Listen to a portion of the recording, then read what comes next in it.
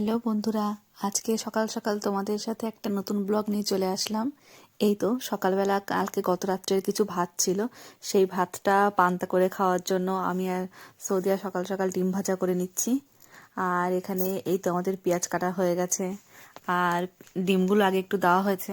এখানে একটু ডিমে কালার আসতে দেরি হয়, তো আমরা ঝুরি ভাজার মতো করে ডিমটাকে একটু ভেজে নেব, সেই জন্য ডিমটা আগে একটু ঝুরো ঝুরো করে নিচ্ছি, তারপরে পেঁয়াজ কাঁচা লঙ্কা এগুলো দেবো। আর এখানে প্রায়ই আমরা দুজন খাই, আর ওরাও ছুটির দিন থাকলে ওরাও দুই ভাই পান্তা খেতে ভালোই বাসে। তো আজকে আমরা দুই বউ খেয়ে নিচ্ছি। আর আজকে আমাদের একটা স্পেশাল রেসিপি হবে, সেটাই তোমাদের সাথে শেয়ার করব যে কি জিনিস আজকে আমরা বানাবো। ইন্ডিয়াতে থাকতে প্রচুর খেতাম, কিন্তু যেহেতু এখানে সেই গাছটা ছিল না যার পাতা দিয়েই মূলত আমরা এই জিনিসটা বানাই, তো সেই জন্য আমরা বহুদিন প্রায় 8-9 মাস এখানে খেতে পাইনি আর এই খাবারটা। আর বাংলাদেশি দোকান থেকে আমরা সাধারণত এই শাকটা কিনে আনি, কিন্তু তা সত্ত্বেও পাতাগুলো খুব একটা ভালো থাকে না বলে আমরা সেটা মজা করে খেতে পারি না। এই দেখো, আমরা দুজন দুটো পাত্রে একটু ছোট বাটি মতন এতে নিয়ে নিচ্ছি ভাতগুলো। আমাদের জল দিয়ে রাখা ছিল ভাতগুলো, আর দুজন একটা করে কাঁচা লঙ্কা আর পেঁয়াজ নিয়ে নিয়েছি। তোমরা তো সবাই জানোই কাঁচা লঙ্কা পেঁয়াজ ছাড়া পান্তা খাওয়ার মজাই নেই।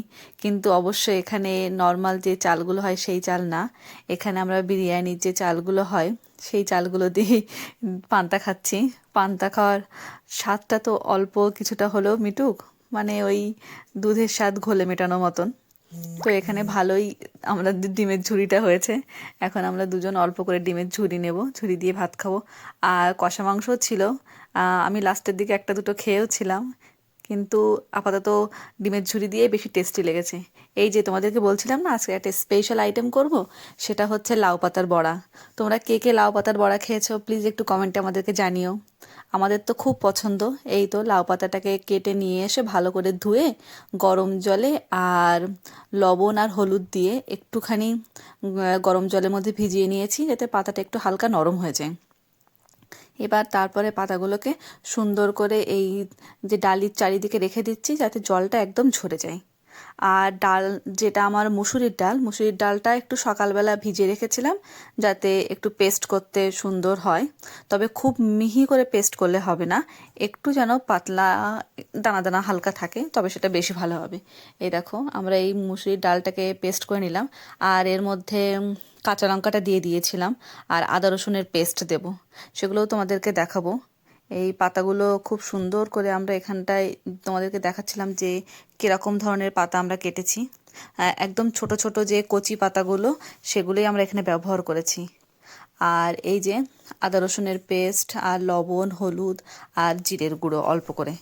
জিরের গুঁড়োটা আমরা সাধারণত বাড়িতেই করে থাকি, গুঁড়ো জিরে যেটা দোকানে পাওয়া যায় সেটা কিনি না। তো তোমরা তোমাদের বাড়িতে যে ধরনের জিরে আছে সেটাই দেবে। এখানে আদা রসুনের পেস্টটা দিয়ে দিলাম, আর কাঁচা লঙ্কাটা তো আগেই এই ডালের সাথেই পেস্ট করে নিয়েছিলাম।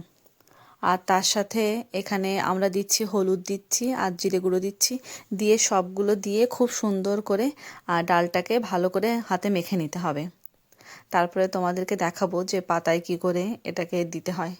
তো আজকে আমাদের বাড়ির পাশে দাদিমারা আছে বা ওনার মেয়েরা আছে, ইচ্ছা আছে ওনাদেরকেও একটু দেব কেমন খেতে, কারণ আগে একদিন ওনাদেরকে রান্না করে দিয়েছিলাম, তো ওনারা খুব পছন্দ করেছিলেন অন্য একটা খাবার। আর এই যে এখন ওর মধ্যে একটু পেঁয়াজও মিশিয়ে দিচ্ছি। তোমরা লাল পেঁয়াজ চাইলে লাল পেঁয়াজও দিতে পারো, জার্মানিতে সাধারণত সাদা পেঁয়াজটাই বেশি আমরা নিয়ে আসা হয়, ওই জন্য আমাদের বাড়িতে সাদা পেঁয়াজ আছে বলে এটাই দিয়ে দিলাম। তো সাদা পেঁয়াজ দিলেও কোনো সমস্যা নেই, স্বাদ অন্যরকম কিছু হবে না। তো ভালো করে পেঁয়াজটা মেখে নিয়ে আর এবার আমি পাতাগুলো মুড়তে বসে গেলাম। এই তো এখানে পাতাগুলো মাঝখানে কিছুটা আগে ডাল দিয়ে দিতে হবে মাখানোটা, তারপরে এক পাশের পাতাটা দিয়ে তার উপরে মুড়ে দেবে, দেওয়ার পরে আর একটু ওপরে ডাল দেবে, যাতে পাশের ও অপর দিকের পাতাটা ওর ওপরে দিলে যাতে খুব সুন্দর টাইট হয়ে সেটা লেগে থাকে। এই তো তোমাদেরকে আমি ভিডিওতে দেখে দিচ্ছি কীভাবে পাতাটাকে মুড়তে হয়। তোমরা যারা ইন্ডিয়াতে আছো নর্মালি এখন তো লাউ বা কুমড়োর সময়, যারা চাও এটা করতে পারো, তবে আমাদের কাছে কুমড়োর পাতার থেকে লাউয়ের পাতাটাকে খেতে বেশি টেস্টি লাগে। তো তোমরা নিজেরাও বাড়িতে করে দেখতে পারো যে তোমাদের কোনটা বেশি পছন্দ। এইভাবে মুড়তে পারলেই আর কিন্তু খোলার সম্ভাবনা থাকে না, যখন তেলে ছাড়বে তখন তাহলে আর খোলার সম্ভাবনা থাকবে না। কিন্তু এই অংশটা ভালো করে মুড়ে দিতে হবে, তাহলেই একদম পারফেক্ট। আর যদি খুব বাই চান্স টাইট না হয়, সেক্ষেত্রে তোমরা একটু কাটা বা অন্য কিছু দিতে পারো, কিন্তু নর্মালি এভাবে মুড়ে আলতো হাতে তেলের ওপরে দিলেই ওটা থেকে যায়। এইভাবে আমি অনেকগুলোই চপ বানিয়ে নিয়েছিলাম, এখানে সব পুরগুলো দিয়ে রেডি করে রেখেছি। এই তো তোমাদেরকে দেখাচ্ছি কেমন, দেখো চেপে দেওয়ার পরে কিন্তু একটা পাতাও খোলেনি, সবাই এরকমই টানটানি হয়ে আছে।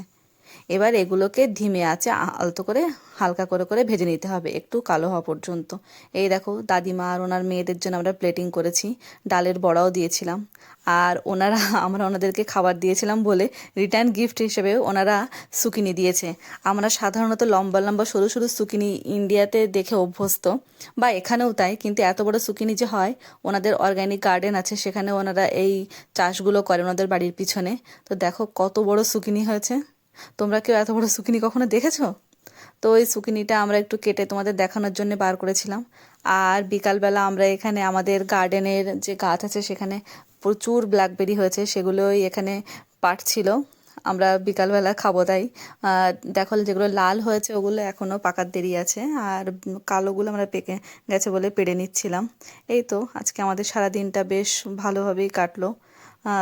কিছু ইউনিক রান্নাবান্নাও হলো, আর সবার সাথে একটু গল্পও হলো। তো আমাদের এরকম ছোট ছোট ফ্যামিলি ব্লগ যদি তোমাদের দেখতে ভালো লেগে থাকে, তো অবশ্যই আমাদের চ্যানেলটাকে সাবস্ক্রাইব করো, আর বেল আইকনটা প্রেস করে দিও, আর তোমাদের বন্ধু বান্ধবদের মধ্যে শেয়ার করে দিও, যাতে আরও অনেকে আমাদের এই ভিডিওটাকে এনজয় করতে পারে। তোমাদেরকে দেখাচ্ছি যে এখানে এই যে গাছগুলো, যে ব্ল্যাকবেরির যে গাছগুলো, সেগুলোর ফলগুলো দেখতে সাধারণত কেমন হয়। এই তো এখানে অনেকগুলো ফল আমরা পেড়ে নিয়েছিলাম, কত সুন্দর তাই না? নেক্সট ব্লগে আবার দেখা হবে।